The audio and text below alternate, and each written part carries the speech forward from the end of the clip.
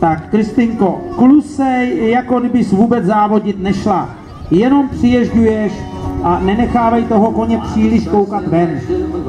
Tak zkus to v něm tolik nesedět, protože pokud v tom koni sedíte, dáváte mu tam hodně těžiště, opři ruku do krku a ničeho si nevšímej. A nerozjížděj ho proti skoku. Pořád budeš jenom takhle, jako nepohyblivá socha.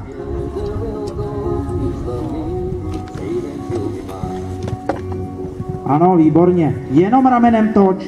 Nikde příliš nezatáhni za otěž. Jemu to všechno vadí. On potřebuje úplnej klid. Jo. Tak, takhle vedeš tu kobylku hodně dobře. Nerozjíždět. Výborně. Nerozjíždět, sedět, nechat nastavenou ruku. Perfektní.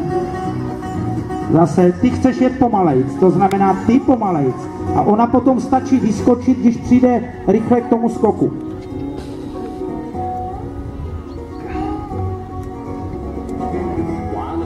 Nespěchat, ano. Tak.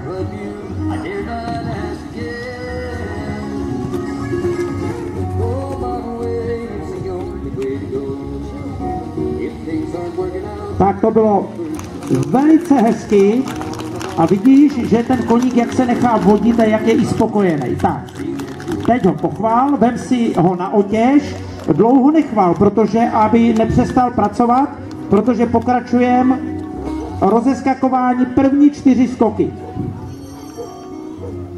Tak, zase klidně, teď sice se jede na čas, ale ty sama víš, že ty na čas jet nesmíš. Ona je i tak rychlá, a když pojedeš na čas a strčíš do ní, už nepojedeš nic. Ano, a jedeme jedničku a teď se zapli stopky. Ano, pomalinku.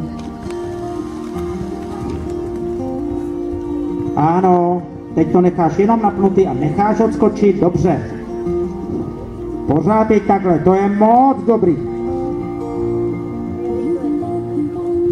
Tak, a i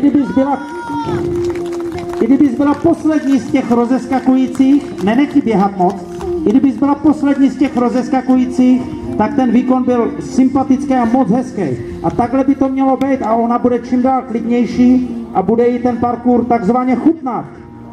Tak, a teď pomalu, nevyjížděj z parkouru klusem, nebo tě příště po 3. skoku vyveze klusem. Tak, startující 2, ano, do parkouru.